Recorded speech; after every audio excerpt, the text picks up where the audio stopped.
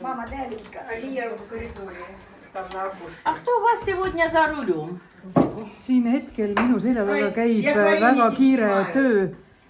Seal on pannud käima naine nimega Larissa, kelle poeg hukkus 2017. aastal ja nüüd tema eestvõttel teevad siin naised rindele vareenikuid, vinegretti, igasuguseid maitsvaid koduseid toite, kaluptsöö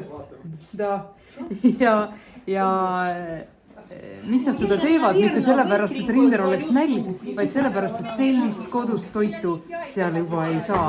Ja see on poistele väga oluline, et kodused maitsed nendeni jõuaks.